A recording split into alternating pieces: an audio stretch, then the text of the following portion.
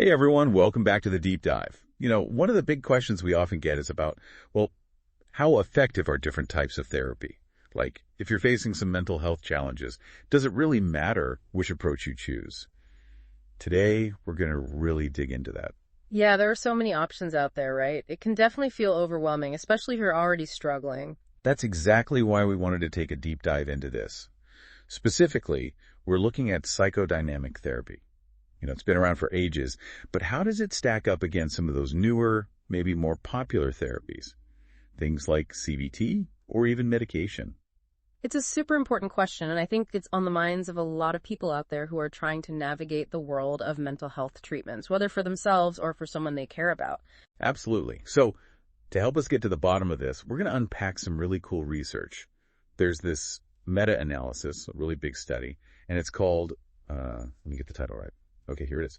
Psychodynamic therapy, as efficacious as other empirically supported treatments. A meta-analysis testing equivalence of outcomes. Wow, that's a mouthful. I know, right? But it's by Steinert and a bunch of other researchers. And what's really interesting is that they didn't just set out to see if psychodynamic therapy is better than other therapies. It's a much more nuanced question. Yeah, they were really looking at this idea of equivalence, which is a bit different from the typical way we compare therapies in research. Right. They wanted to know, is it as good as the other well-established treatments? And to do this, they actually brought together researchers who had different backgrounds, some who leaned more towards psychodynamic therapy and others who were more into CBT. Sort of a team-up of rivals. They call it adversarial collaboration. Which is a pretty awesome concept, right? I mean, it shows they were really committed to getting the most objective answer possible. Totally. So our mission today, folks, is to really understand what this meta-analysis tells us. Does psychodynamic therapy really hold its own when compared to other therapies that we know are effective for things like depression, anxiety, and other mental health challenges? And we want to make this as clear as possible so you, our informed listeners, can make sense of it all. I think that's key. It's about empowering people to understand the research and how it might apply to their own lives. Exactly. So before we jump into all the specifics of the study, let's just set the stage a bit. I mean, we all know that mental health issues are a huge concern these days. They affect millions of people. Yeah, and they can really impact every aspect of someone's life. Their relationships, their work, their overall well-being. For sure. And that's why having effective treatments is so crucial.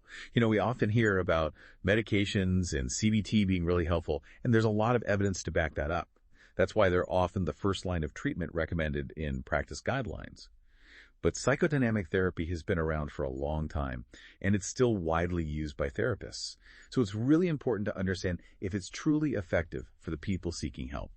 And historically, the research on psychodynamic therapy compared to other treatments has been a bit mixed, right? Some studies haven't shown a big difference, while others have suggested CBT might have an edge. So that's why a really rigorous examination like this meta-analysis is so valuable. Absolutely.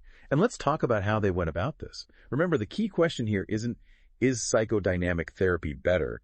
It's, is it as effective as other established treatments? And that might sound subtle, but it actually makes a huge difference in how you approach the research. It totally does. Most research uses what's called superiority testing. They're trying to prove that one treatment is statistically better than another, kind of like seeing who wins a race. But this meta-analysis used equivalence testing. So it's not about finding a winner, but more about seeing if two things can get you to the same destination. Right? Exactly. Think of it like comparing two routes to work. One might be slightly shorter, but if they both get you there within a reasonable time frame, they're essentially equivalent for that purpose. Okay, I like that analogy. So equivalence testing, it's a way stricter way of looking at things. Definitely. And what makes it even more rigorous is this idea of the equivalence margin. In this study, they set it at a small effect size of, it was G0.25. And what that means is the therapies have to be really, really close in their effectiveness to be considered equivalent. It's like saying they have to be within a hair's breadth of each other to be considered equal. So it's a pretty high bar, not just, oh, they're kind of similar. They're almost indistinguishable in how well they work. Precisely. So if they find equivalence with such a strict definition, it means something. Okay, so they've got this rigorous way of comparing things. What about the studies themselves? How did they choose which ones to include in this meta-analysis? Well, they looked specifically for randomized controlled trials. Those are considered the gold standard in research because they randomly assign people to different treatment groups, which helps reduce bias. And the psychodynamic therapy had to be manual guided. So it's not just any therapist doing their own thing, right? It's following a very specific research-backed approach. Right. It's about making sure the therapy is being delivered consistently and in line with what's been studied. And of course, they had to use reliable and valid measures to assess the main symptoms of the mental health conditions being studied, what they call target symptoms. Okay, so they're looking at high-quality studies, consistent therapy delivery, and reliable ways of measuring outcomes. What did they actually find? What's the big takeaway? Drum roll, please. Well, the main finding was this. The statistical analyses showed equivalence between psychodynamic therapy and the comparison treatments for those target symptoms. And this was true both at the end of treatment and at follow-up. So they weren't just looking at immediate effects. They wanted to see if the benefits lasted, right? Exactly. And what they found was that psychodynamic therapy, on average, was just as effective as CBT or even some medications in reducing those key symptoms over time. That's huge. It really challenges some of those old assumptions that some therapies are just better than others, right? It does. And they used very specific statistical methods like 90% confidence intervals to confirm this equivalence. It means they're very confident that the true effectiveness of psychodynamic therapy falls within a similar range as other established treatments. Okay, that's pretty impressive. But did they just look at the main symptoms, or did they also consider other aspects of how people were doing? Absolutely, they did. They also looked at what are called secondary outcomes. Things like general psychiatric symptoms, overall levels of distress, anxiety, those sorts of things. And for those, they also found equivalence. So not just symptom reduction, but overall well-being. It was all comparable. Exactly. They also looked at psychosocial functioning, which is how well people are doing in their daily lives, their relationships, work, social activities. That's where things got interesting. Ooh. Tell me more. Well, for psychosocial functioning, psychodynamic therapy actually showed a trend towards being slightly better. But here's the catch. The difference wasn't big enough to be statistically significant. So while there's a hint that it might have an advantage in these broader areas of life, we can't say for sure based on the data. It's like they were neck and neck, but psychodynamic therapy might have just edged ahead, but not by enough to declare a clear winner. Yeah, that's a good way to put it. More research is needed to see if that trend holds up. Okay, so we've got this idea of equivalence, but I want to go back to something you mentioned earlier about how they had researchers with different backgrounds on the team. Did they do anything to address potential bias in the original studies they were analyzing? Like, what if the researchers who did those studies had a favorite therapy? Great question. They were very aware of this issue of what's called researcher allegiance. That's the tendency for researchers to favor the treatment they believe in. And remember, they used adversarial collaboration in their own team to minimize this.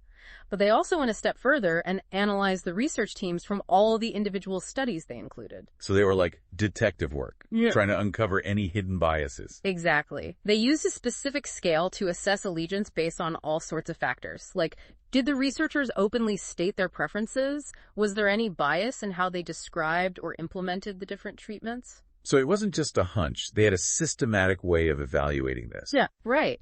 And what they found was pretty reassuring. Most of the studies showed either balanced allegiance or only a slight lean towards one therapy or the other. So it doesn't seem like researcher bias was a big factor driving the results. It definitely strengthens the findings, right? Yeah. It means it's less likely that the results were skewed by someone's personal preferences. Absolutely. And to make things even more thorough, they also looked at whether certain factors might have influenced the outcomes. Things like the specific mental health diagnosis, the quality of the study, how long the therapy lasted. They did what's called a moderator analysis. So they were trying to see if maybe psychodynamic therapy is more equivalent for certain conditions, or if longer therapies made a difference, right? Exactly. But guess what? None of these factors significantly changed the main finding of equivalence. It suggests that this equivalence holds up pretty consistently across different situations. Wow, so they really did their due diligence.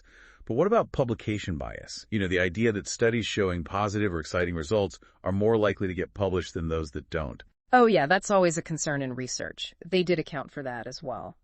And their analyses did suggest there might be some unpublished studies out there that favored the comparison treatments. Interesting. So they're acknowledging that there might be some missing pieces of the puzzle. Right. But even when they statistically adjusted for those potentially missing studies, the main conclusion of equivalence still held true. Okay, so let's break this down for our listeners. What does all this mean for someone who's trying to understand their options when it comes to mental health treatment? Well, the big takeaway is that psychodynamic therapy really is as effective as other well-established treatments like CBT and, in some cases, medication for a range of common mental health conditions. And that's a big deal, right? Because it means you have more choices. You don't have to just go with what's trendy or what you hear about most often. Exactly. This study empowers you to consider psychodynamic therapy as a valid and evidence-based option. You shouldn't dismiss it just because it's not always in the spotlight. So if you're thinking about therapy, psychodynamic therapy is a legitimate contender. It's backed by solid research. Absolutely. But as with any research, we have to acknowledge some limitations. They didn't find many studies comparing psychodynamic therapy to medications, and they didn't look at comparisons to some other therapies that we know are effective, like interpersonal therapy. So there's still more to learn. So this is a great starting point, but it's not the end of the story. For sure. And I think that's where the call for future research comes in. The researchers themselves highlighted the need to understand who benefits most from which treatment. Even though different therapies might be equally effective overall, individuals respond differently. It's about personalization, Yeah. right? Figuring out what works best for each person, not just what works on average. Exactly. And let's not forget that even with our best treatments, not everyone fully recovers. That's a reminder that we need to keep improving how we train therapists and how we match people with the therapy that's best suited for them. Okay, let's wrap this up with some food for thought for our listeners. We've seen that different therapies can be equally effective for addressing core symptoms. So given that, what other factors might you consider when choosing a mental health treatment? That's a great question for everyone to ponder. Think about your own preferences. What feels comfortable for you? What kind of relationship do you want with your therapist? What are your goals for therapy? And don't be afraid to do your research. Look into different types of therapy, read about specific approaches, and maybe even look at some of the studies themselves. The more informed you are, the better equipped you'll be to make a decision that feels right for you. Absolutely. And at the end of the day, it's about finding what helps you on your journey toward greater well-being. Couldn't have said it better myself. Thanks for joining us on this deep dive, everyone, and we'll see you next time. See you then.